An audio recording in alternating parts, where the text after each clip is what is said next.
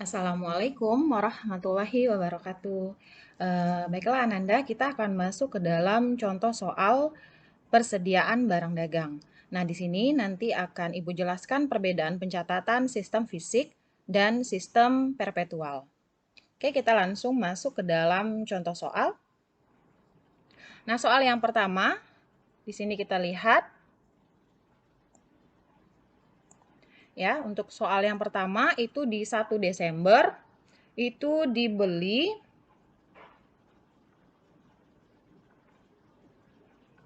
Oke, sebentar. Oke, 1 Desember di sini kita lihat dibeli barang dagang secara kredit dari PD Aneka sebanyak 500 unit. Ya, harga masing-masing unitnya adalah 60.000 dengan syarat 2/10 N/30. Jadi pembeliannya secara kredit berarti di sini jatuhnya adalah hutang, ya. Jadi kita mau catat ke dalam jurnal sistem fisik dan sistem perpetual. Kita akan lihat bedanya di sini. Kalau untuk sistem fisik, ya, itu jurnalnya adalah pembelian di debit 30 juta, kemudian utang di kredit 30 juta. Dari mana dapat 30 jutanya di sini adalah dari perkalian unitnya. Berarti 500 dikali 60.000 rupiah. Ya, sesuai dengan harga masing-masing. Berarti 500 dikali 60.000 rupiah. Dapatnya 30 juta. Itu pembelian pada utang. Ya, kalau di pencatatan sistem perpetual, pembelian di sini diganti menjadi persediaan barang dagang untuk sistem perpetual. Jadi pembelian di sini diganti jadi persediaan barang dagang dengan nominal yang sama. Dan hutang di sini posisinya sama karena beli secara kredit. Jadi perbedaan pertama dapat kita ambil kesimpulan pembelian diganti menjadi persediaan barang dagang pada sistem perpetual. Kemudian yang kedua, ya, masih tanggal 1 dibayar biaya angkut pembelian 400.000 atau FOB shipping point. Ya, shipping point ini berarti ditanggung ongkos angkut ditanggung oleh pembeli. Ya, karena di sini kita yang membeli, berarti beban angkutnya kita yang membayar. Beban angkut pembelian 400.000 di debit, kemudian kita membayarnya menggunakan kas posisinya di kredit. Kemudian kita lihat di sini. Jadi, kalau di sistem perpetual tidak lagi kita tulis beban angkut pembelian, tetapi diganti menjadi persediaan barang dagang. Jadi kesimpulan yang kedua, yang tadi pembelian diganti persediaan, kesimpulan yang kedua beban angkut juga diganti menjadi persediaan barang dagang. Kemudian kasus yang ketiga, dikembalikan 15 unit barang karena rusak. Ya, kita ingat tadi berapa harga per unit? Harga per unit tadi adalah 60.000, berarti 15 dikali 60.000 sesuai dengan harga yang kita beli tadi. Ya, dapatnya 900.000. Kalau yang namanya retur, otomatis utang kita akan menjadi debit, berkurang. Ya, retur itu sebelah kredit 900.000. Bagaimana untuk sistem perpetual? Sistem perpetual, utang tetap dicatat debit 900.000, retur pembelian diganti jadi persediaan barang dagang.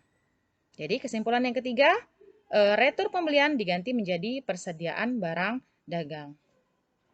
Kemudian kasus yang keempat, di sini dijual 100 unit barang secara kredit kepada Tuan Budi dengan harga 100.000.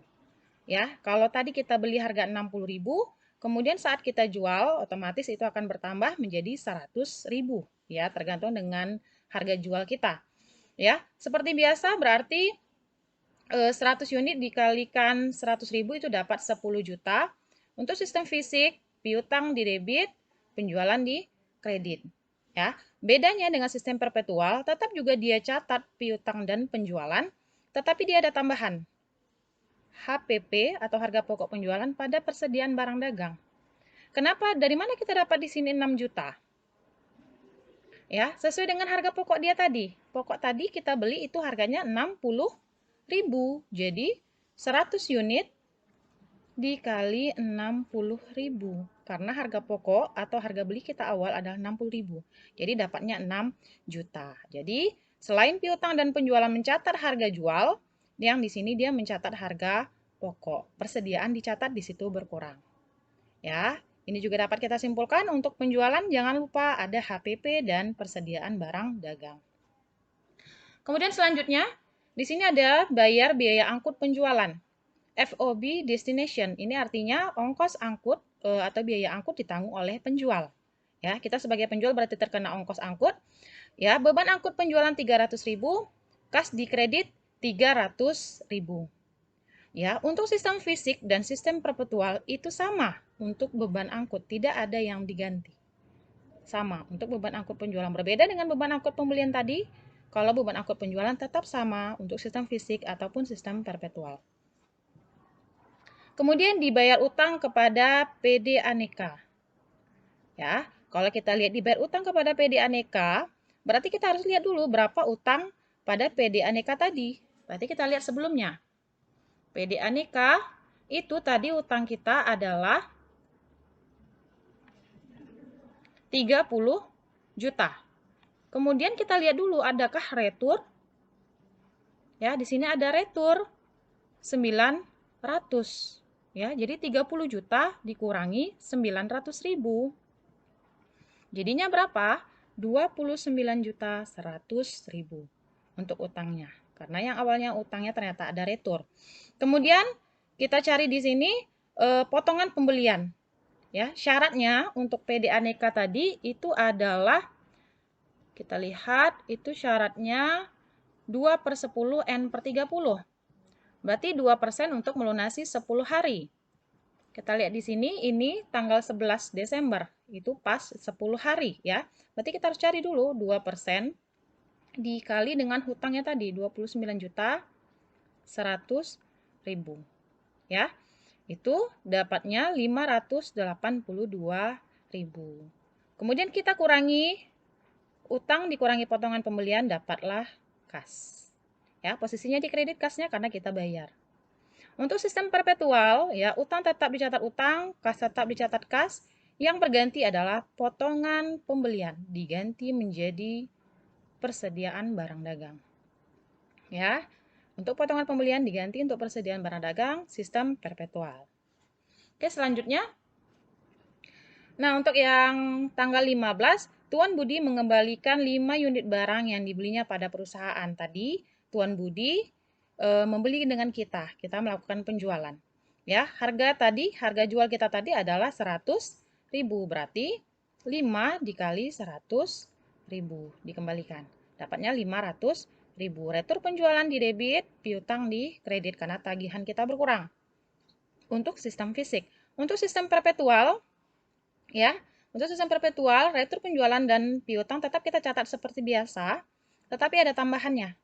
Persediaan barang dagang masuk kembali, ya, harga pokoknya sebelah kredit. Dari mana dapat 300.000? Sesuai dengan harga pokok kita tadi. Harga pokok barang adalah 60.000. Berarti 5 dikali 60.000. Dapatnya 300.000. Oke, berbeda ya untuk retur penjualan, baik sistem fisik ataupun sistem perpetual. Oke, kita masuk yang terakhir. Diterima pelunasan dari Tuan Budi. Kita lihat dulu berapa piutang Tuan Budi. Itu ada di tanggal 5, piutangnya itu sebesar 10 juta. Ya. Kita lihat di sini apakah ada retur? Ada retur 500.